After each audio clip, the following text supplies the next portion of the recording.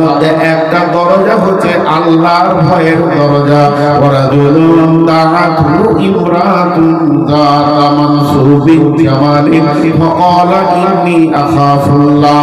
যদি কোন সুন্দরী রমণী যুবতী সুশ্রী দেখতে ভালো, তার মাল আছে, টাকা আছে, যুবককে হাতছানি দিয়ে ডাকছে, এসো যুবক, তোমার জিন্দেগির আনন্দকে লুটে নাও। সেই যুবক তাকে উত্তর দিল, ইন্নী আখাফুল্লাহ, আমি আল্লাহকে ভয় করে, তোমাকে আমার প্রয়োজন, আমার যা প্রয়োজন তোমার কাছে সে ভান্ডার রেডি আছে।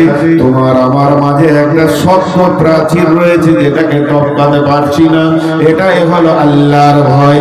বিশ্ব নবী বলছেন, যুবকেরে, ওই কঠিন কিয়ামতের দিনে তোমাকে আর ভয় করতে হবে না। তোমার জন্য একটা কাউন্টার ছাড়া আছে, তুমি এসি দিয়ে বসে যাবে। কঠিন কিয়ামত পার হবে নাফসি নাফসিতে, আর তোমার পার হয়ে যাবে আনন্দে। আর দ্বিতীয় নম্বর কাউন্টার, ওরাদুলুন যাকারাল্লাহ খালিয়ান ফাফাজাত আইনাহু, ওই লোকটা শীতের রাত্রিতে, গভীর রাত্রিতে আল্লাহর ভয়ে উঠলো, কাঁপতে কাঁপতে উঁচু করে 2 রাকাত নামাজ পড়ে 2 চোখে পানি ফেললো। বিশ্ব নবী বলছেন, আল্লাহর গোলাম, তোমার আর চিন্তা নাই, তুমি সেই ছায়ায় জায়গা পেয়ে যাবে। আল্লাহর ভয় কত মূল্য, আমাদের দিলে আল্লাহর ভয় নাই। আল্লাহ তাবারাক ওয়া তাআলা বলেন, ইন্নাল মুত্তাকিনা ফি যিলালিন ওয়া উয়ুন ওয়া ফাওয়াকিহা মিম্মা ইয়াশতাহুন কুলু ওয়াশরাবু হানিয়াম বিমা কুনতুম তা'মালুন ইন্নাকা যালিকা নাজিল মুহসিনিন। হে বিশ্ববাসী শোনো, নিশ্চয়ই যারা আল্লাহকে ভয় করে, আল্লাহর ভয়ে থরথর করে কাঁপে, তারা মরার পর থেকে ছায়াতে অবস্থান করবে। ফি যিলালিন ওয়া উয়ুন, তাদেরকে আগুনের তাপ, রোদের তাপ কিছুই লাগবে না। ফাওয়াকিহা বিমা ইয়াশতাহুন, তাদের জন্য ফল ফ্রুট, বিভিন্ন খাবার সব সময় সঙ্গে থাকবে। কুলু ওয়াশরাবু, খাও পান করো, কুলু ওয়াশরাবু হানিয়াম বিমা কুনতুম তা'মালুন, এই জন্য তোমাদেরকে দেওয়া হয়েছে, তোমরা আল্লাহর ভয়ে ভীত হয়ে আমল করেছো। জি, আল্লাহর ভয় কত দামি জিনিস দেখেন। জি, হায় আল্লাহ, আল্লাহর ভয় যে কি দামি জিনিস। ভয় যার নাই তার সংশোধন নাই, যার ভয় আছে তার সংশোধন আছে।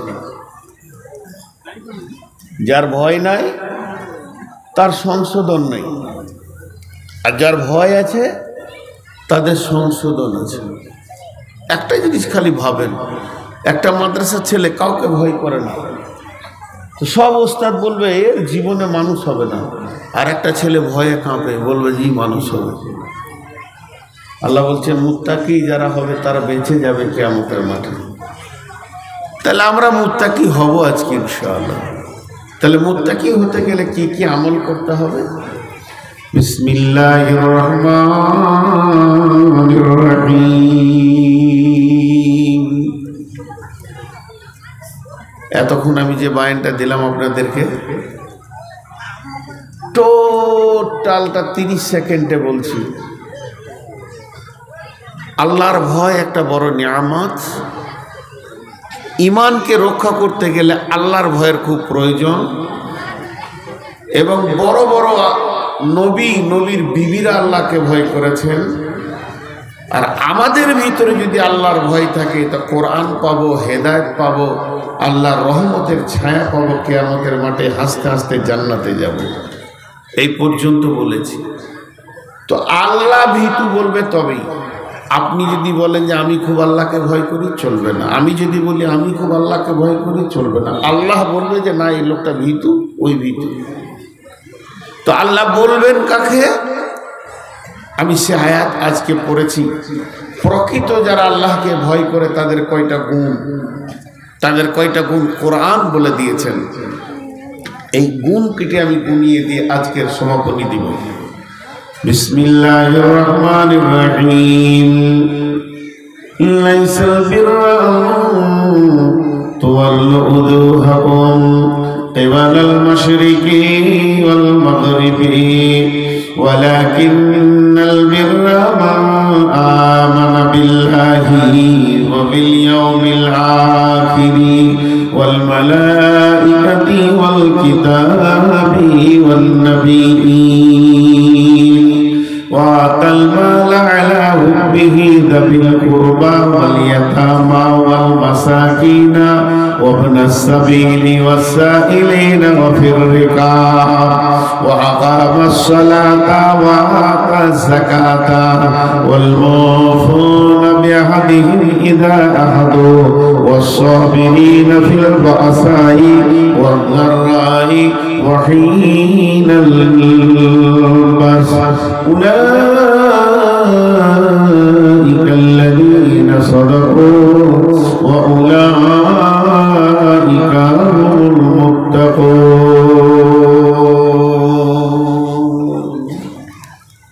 আল্লাহ বলেন এরাই মুত্তাকি। আমার নজরে আমার হিসাবে আল্লাহ বলছেন এরা মুত্তাকি। তাদের 10টা গুণ হবে, 10টা।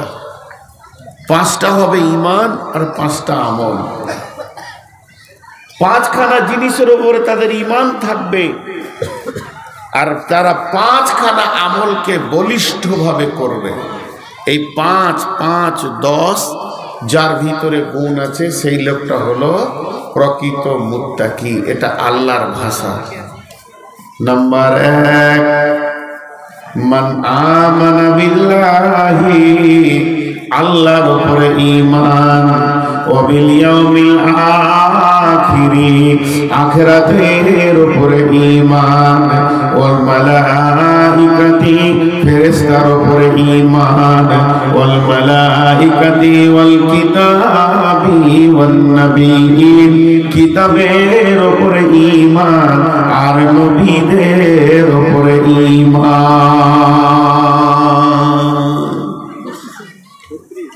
5টা ঈমান রাখতে হবে ভাই। আপনাদের আর একজন বক্তা আছেন না, ওনার নাম কি?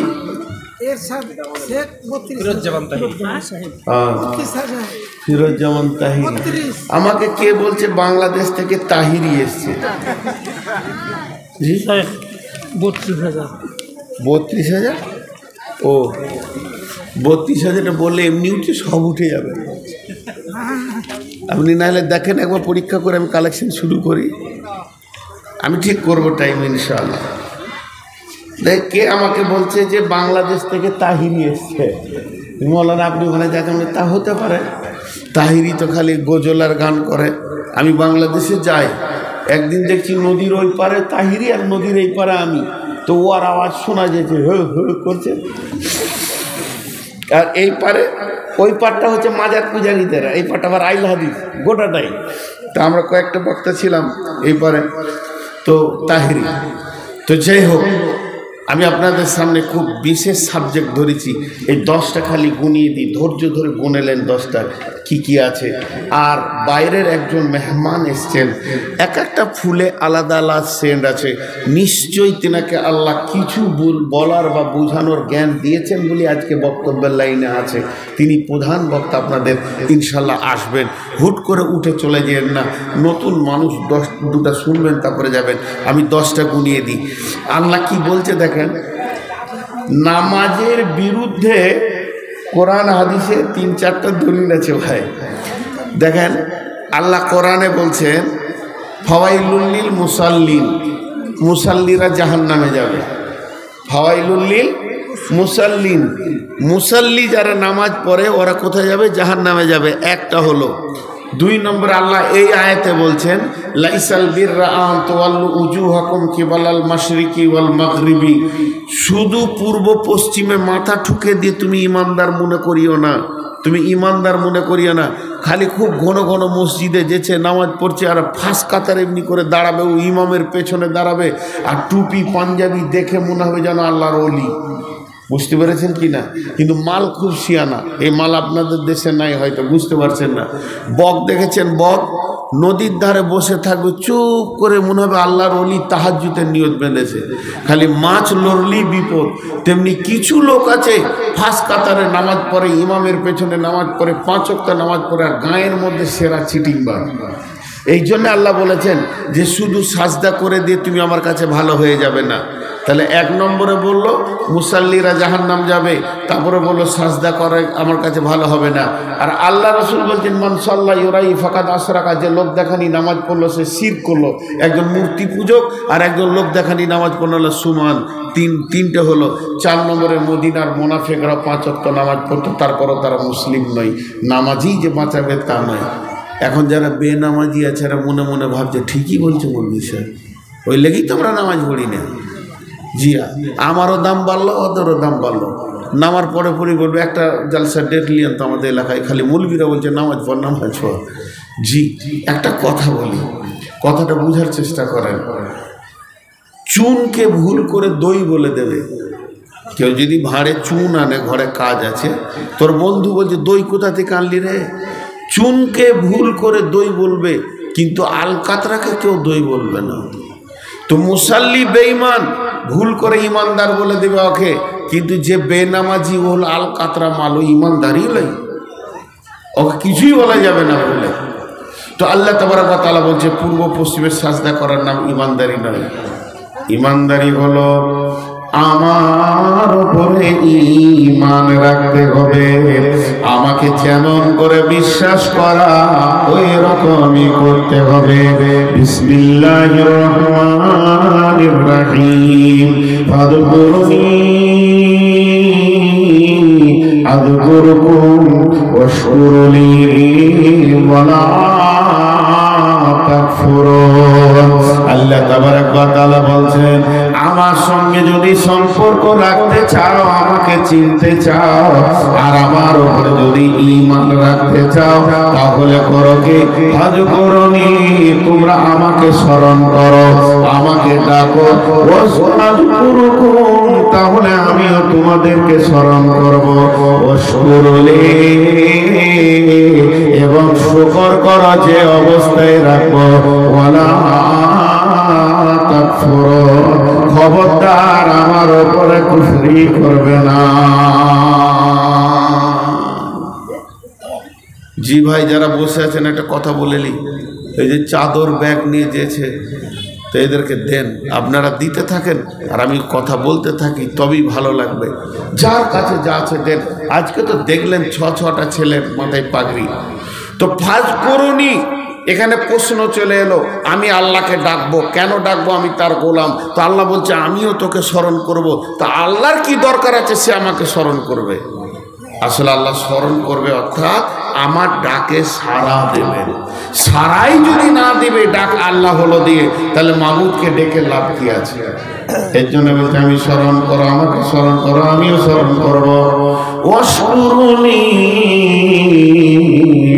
তোমাকে আমি যেমন রেখেছি গোলাম রে, হয় তুমি মালদার, না হয় গরিব, না হয় 20 না হয় গাছতলা, না হয় রিক্সাওয়ালা, নাই প্লেনে চলছ, ল্যাংড়া বানিয়েছি, খোঁড়া বানিয়েছি, লোহা বানিয়েছি, এটা আমি রব তোমাকে বানিয়েছি, পৃথিবীর কেউ বানায়নি।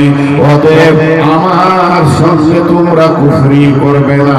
আমি যেমন অবস্থায় তোমাদেরকে রেখেছি ওই রকম তোমরা থাকবে।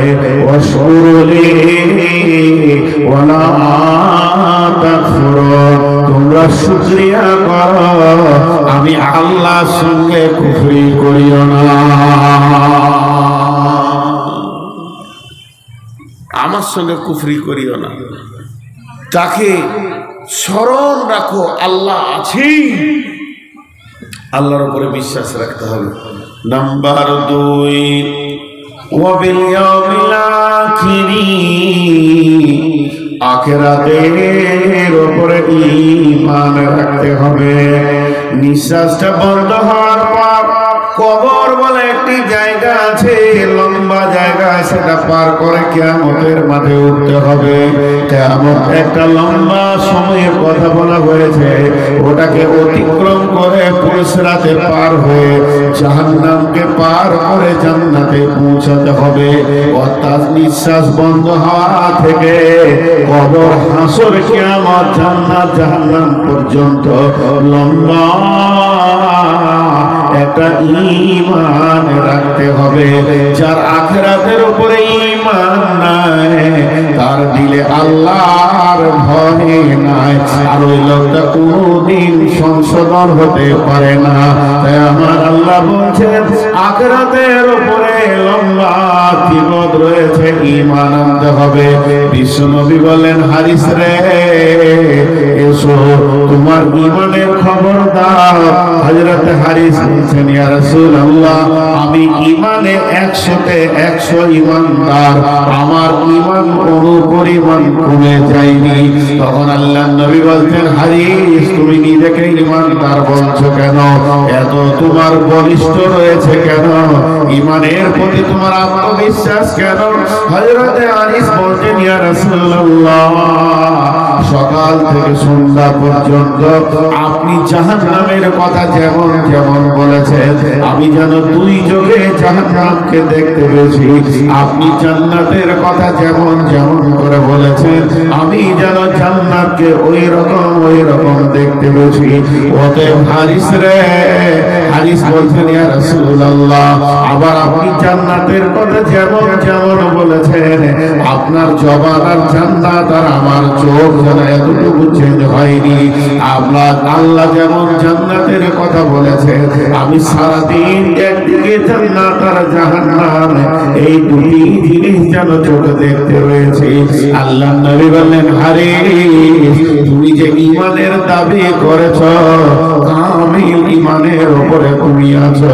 অতএব বন্ধুরে ভালো করে শুনতে হবে, আমার সারাদিন পার হয়ে গেল, রাত্রি দিবারাত্রি পেরিয়ে 24টা ঘন্টা হয়ে গেল, একবার জাহান্নাম আর জান্নাত সামনে এলো না, আমাকে ঈমানদার কি করে বলা যাবে?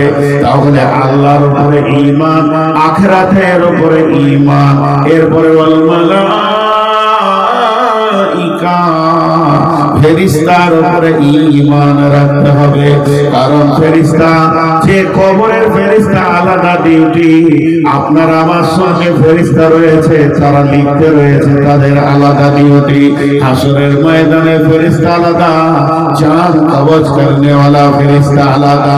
আল্লাহ তাবারক ওয়া তাআলা সমস্ত ফেরেশতাদেরকে এক একটা ডিউটিতে নিয়োজিত করে দিয়েছেন।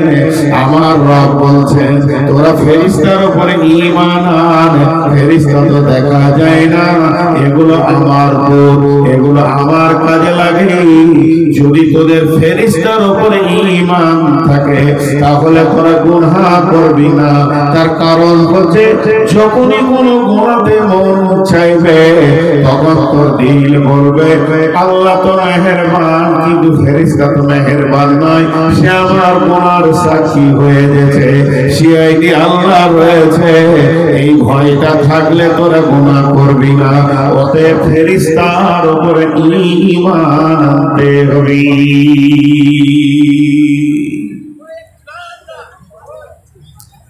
আল্লাহর উপরে ঈমান, আখিরাতের উপরে ঈমান, ফেরেশতার উপরে ঈমান। ওয়াল কিতাব, কিতাবের উপরে ঈমান। এই কিতাবটা বড় সত্য, এই কিতাবের মধ্যে একটা জের একটা জাবা, লেশ মাত্র এখানে মিথ্যা নাই, ভুল নাই, সমস্তটা আল্লাহর দেওয়া কিতাব। এই কিতাবের উপরে ঈমান আনতে হবে। এবং এর পূর্বেও যত কিতাব আসমান থেকে এসেছে, বড় বড় আলিমেরা বলেন কম বেশি 125টা কিতাব আসমান থেকে এসেছে। 125-এর থেকেও বেশি হবে, কিন্তু 4টা খাস কিতাব, তাওরাত, ইনজিল, জবুর আর কোরআন, সমস্ত কিতাবের একটাই কিতাব, সব থেকে দামি হলো কোরআন।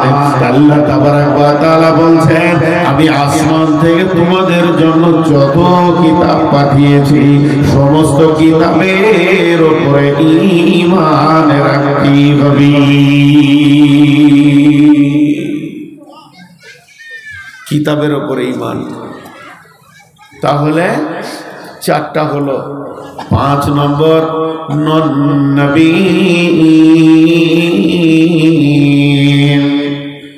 নবীদের উপরে ঈমান। পৃথিবীতে যত নবী এসেছিলেন সমস্ত নবী সত্য, তারা কেউ মিথ্যুক ছিল না। আর মিথ্যা কথা তারা বলেনি, মানুষকে ধোঁকা দেয়নি। এই ব্যাপারে নবীদের উপরে ঈমান আনতে হবে। জি ভাই, খালি একটু ধৈর্য ধরেন। নবীদের উপরে ঈমান, মুসলমানদের তো ঈমান আছেই, আমাদেরকে যদি কেটেও দেয় তা বলবো নবী সত্য, বেশাক নবী সত্য, এ তো আছেই ঈমান। কিন্তু কাফেরদেরও ঈমান ছিল। রসুলের জামানায় যারা বড় বড় কাফের মুনাফিক, তাদের রসুলের ব্যাপারে দৃঢ় বিশ্বাস ছিল, খালি হিংসাতে মেনে লাইনি, জিন্দেগি বরবাদ হয়ে গেছে। হিংসাতে মেনে লাইনি। একটা ঘটনা শুনলে বুঝে নেবেন। আল্লাহ রসুল রাস্তা দিয়ে হেঁটে যাচ্ছেন আর উমাইয়া, মক্কার সব থেকে একজন কাফের নেতাদের মধ্যে একটা বলিষ্ঠ নেতা, নাম হচ্ছে উমাইয়া। সেই উমাইয়া উটকে খেতে দিচ্ছে, উটের খাদ পানিগুলোকে রেডি করে উটকে খাওয়াচ্ছে, আর আল্লাহ রসুল হেঁটে যাচ্ছেন। তো উটের পিঠে এরকম মারলো, মারার পর রসুলকে বলছে, এই বেটা মুহাম্মদ, ডেকে বলছে, এই দাঁড়া, কাফের বেঈমান, এই উটে চড়ে তোকে হত্যা করব। কত বড় কথা বললেন নবীকে। বিশ্ব নবী উঁচু নিচু লম্বা চওড়া কোনো কথা বলেনি, হালকা করে খালি বললে, আগামী জিহাদে তুই মরবি। ঝামেলা শেষ। নবীজি চলে গেলেন নিজের ঘরে, ও চলে গেল নিজের ঘরে, ঝগড়া কিছুই হয়নি, খালি বলেছেন রসুল আগামী জিহাদে তুই মরবি, ঝামেলা শেষ। এরপর বাড়িতে গিয়ে উটকে খেত পানি দেওয়া হলো, বাড়িতে গিয়ে নিজে খেতে বসেছে, তো খেতে ওকে ভালো লাগছে না, মনে শান্তি নেই। বিবি জিজ্ঞেস করছে, শরীর খারাপ? না না। মাথায় ব্যথা? না। খাওয়ার ভালো লাগছে না? না। তাহলে কি হলো? তোমার চেহারা আর খাওয়ার ভঙ্গিতে বলছে তুমি টেনশনে আছো। বিবিকে বলছে, বিবি রে, আব্দুল্লাহর বেটা মোহাম্মদটাকে চিনিস? নিজেকে নবী বলছে। বলে হ্যাঁ, ও রাস্তায় যাচ্ছিল, আমি খালি বললাম তোকে এই উঠে চেপে হত্যা করব। পাল্টা কি বলেছে জানিস? আগামী জিহাদে তুই মরবি। কাফেরের মেয়ে কাফেরা, কাফেরার বিবি কাফেরা, মুশরিকের বিবি মুশরিকা। ওই মেয়েটির জবান থেকে ভাষা কি বের হতে দেখেন, স্বামীকে বলছে, যার মুখ দিয়ে কথা বের হয়েছে সে সত্য নবী, তার জবান কোনোদিন মিথ্যা বলে না, অতএব তোমার আর উপায় নাই, তোমাকে মরতেই হবে, তোমার আর উপায় নাই। ওর মনটা খারাপ। এখান থেকে কি বুঝলেন? কাফের মুশরিকরাও জানতো যে রসুল কোনোদিন মিথ্যা বলে না। বেটা ছেলের মন খানিকক্ষণ পর দমলে উঠে বলছে, খেয়ে পি, তোর তো হুঁশই নাই, আমি জিহাদে যাব না তো মরবো কি করে? না থাকবে বাঁশ, না বাজবে বাঁশুরি, আমি জিহাদে যাব না। ভেজাল চুকে গেল। কয়েকদিন পর উহুদের ডঙ্কা বেজে উঠেছে, চলো চলো জিহাদের ময়দানে চলো। উমাইয়া তখন করলো কি, দেখলো আমাকে ডাকবে, তাই বিছানা করে লম্বা করে চাদর উড়ে নিয়ে শুয়ে গেল। এদিকে আল্লাহর রাসূল সৈন্য ঠিক করছেন, এদিকে বেঈমানরা সৈন্য ঠিক করছে, অমুক এসেছে, অমুক এসেছে, অমুক এসেছে, জি হ্যাঁ ও এসেছে, এসেছে, জি হ্যাঁ সবাই এসেছে, এসেছে হয়ে গেল। এমন সময় বলছে উমাইয়া কয়, কাফেররা ওদের দলের নেতারা বলছে উমাইয়া কয়, এত বড় চান্দ্রালো একজন নেতা বীর, সে যদি ঘরে শুয়ে থাকে জিহাদ কে করবে? দুজন বেঈমানকে পাঠিয়ে দিল, উমাইয়াকে ডেকে নিয়ে আয়। উমাইয়ার ঘরের দরজা গিয়ে বলছে, উমাইয়া, ও চাদরের ভিতর থেকে বলছে, বেড়া আমি অসুস্থ। যখনই বলেছে অসুস্থ, এরা তিনখানা কথা বলেছে, ওর প্রেস্টিজে লেগে গেছে। এক নম্বরে বলেছে, উমাইয়া রে, আজকের জিহাদে যদি তুমি না যাও, তোমার মা বাপের দেবদেবীগুলোকে লাত মেরে ভেঙে দিয়ে মোহাম্মদের দিন কবুল করে নাও। আজকের জিহাদে যদি না যাও উমাইয়া, তোমাদের বউ বেটিগুলো মোহাম্মদ সাল্লাল্লাহু আলাইহি সাল্লামকে দিয়ে দাও।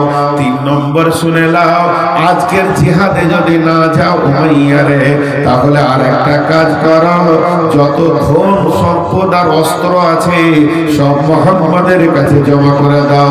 উমাইয়া বললে, কথা তো শোনা যাবে না, এত বড় প্রেস্টিজকে খারাপ করা যাবে না। চাদর সরিয়ে দিয়ে তলোয়ার নিয়ে বেরিয়ে গেল।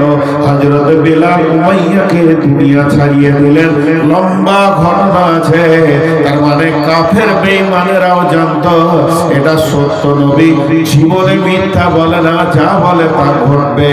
অতএব বন্ধুরে, আল্লাহ বলছেন পাঁচটা জিনিসের উপরে ঈমান, আল্লাহর উপরে ঈমান, আখিরাতের উপরে ঈমান, ফেরেশতার উপরে ঈমান, কিতাবের উপরে ঈমান, নবীদের উপরে ঈমান। সুদান বক্তব্য কটায় আনবেন? হ্যাঁ, আমি ঠিক 10 মিনিট আদায় করি, ওকে রেডি হতে পারি। ঠিক আছে, তো ঈমান হয়ে গেল। এবার আমল করতে হবে পাঁচটা। ঈমান হলো আমল পাঁচটা। ওয়াতাল মালা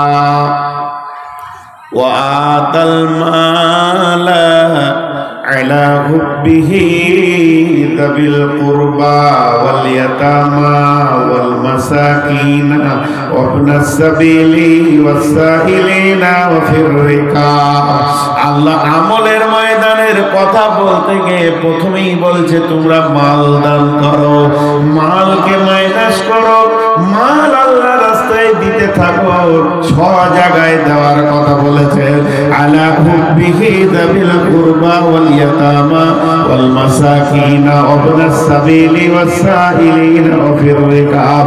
6টা জায়গায় তোমরা মাল দান করো। মাল দাও, মাল দিতে থাকো। কিন্তু আজকে আমরা মাল আটকে ধরে রেখেছি। আল্লাহ নবী বলছেন, খাসলাত মিন উম্মতি মালি মালি মালি মালি। আমার উম্মতের অভ্যাস হচ্ছে মাল মাল মাল মাল মাল। বিশ্ব নবী বলছেন, মালের ভিতরে তোমার মাল হচ্ছে 3টি। যেটা তুমি খেয়েছো সেটা তোমার মাল, তার রিজাল্ট পায়খানা। যেটা তুমি পড়ছো এটা তোমার মাল, তার রিজাল্ট হচ্ছে পুরাতন। আর যেটা তুমি টেবিলে নামাবে, মাদ্রাসায় দিবে, মসজিদে দেবে, এটা হচ্ছে তোমার নিজের মাল। কালকে যখন তুমি মরে যাবে, তোমার জমি ভাগ হবে, বাগান ভাগ হবে, ভিটা ভাগ হবে, তোমার পুকুর ভাগ হবে, টাকা পয়সা সোনা দানা যা আছে অট্টালিকা সমস্ত ভাগ হবে। ওয়ারিসরা ভাগ করে নেবে, কিন্তু তোমার দানের টাকার কোনো ভাগ হবে না। তুমি যদি বলো যে আমি 5 কোটি টাকা দান করে গেলাম, 5টা বেটা 1 কোটি করে ভাগ নেবে, দানের এটা হবে না, এটা আপনার নিজস্ব ব্যাংকে ঢুকেছে। অতএব আতাল মাল। আল্লাহ নবী বলছেন, ইত্তিবাউল মাইয়িতা সালাসাতুন ফায়ারজিআন ইসনানি ওয়া ইয়াবকা মাহু ওয়াহিদুন ইত্তিবাউহু আহলুহু মালুহু আমালুহু। ফায়ারজিআনি সেনানে আহলুহু মালুহু ওয়া ইয়াবকা মাহু ওয়াহিনুন আমালুহু। আল্লাহ নবী বলছেন যখন মানুষ মরে যায় তার সাথে তিনটে জিনিস যায়, তার সাথে আহাল যায়, মাল যায় এবং তার আমল যায়। কবরে যখন মাটি দেওয়া হয়ে যায় দুইটি জিনিস রাস্তা থেকে ফিরে চলে আসে, তার আহাল ফিরে আসে এবং মাল ফিরে আসে। আর সে যেটা আমলের খাতাতে জমা করেছে ওটাই তার সঙ্গে ঢুকে যায়। তাহলে আপনার 5 কোটি টাকা আছে, আপনি 50 লক্ষ টাকা আমলের খাতাতে ভরেছেন, ওই 5 কোটির মধ্যে 4.5 কোটি টাকা আপনার রিটার্ন হয়ে গেল, আপনার থেকে গেল, ওয়ারিসরা ভাগ করে নিল। কিন্তু যেটা আপনি 50 লক্ষ টাকা মসজিদে মাদ্রাসায় হিফখানায় দিয়ে দিলেন এটাই আপনার আমার আমলনামায় চলে গেল। অতএব বিশ্বনবী বলছেন তোমার আসল মাল হলো যেটা তুমি নিজের জন্য জমা করবে। শাহ সেকেন্দার বাসা মরিবার কালে এই ওসিয়ত করেন ওয়ারিস সকলে, মরিলে আমার করে শুনবারে বার, কাফনের সাথে হাতে বেদনা আমার, সকলে মিলে জুলে খাটিলিতে করে 2 হাতে ঝুলাইয়া লইয়া যাইয়া মরে।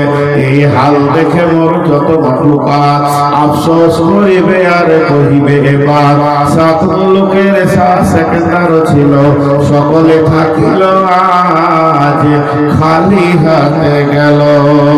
আল্লাহ তাবারক ওয়া তাআলা এত সুন্দর করে বলেছেন বন্ধুরা আমার তোমরা মাল দান করো।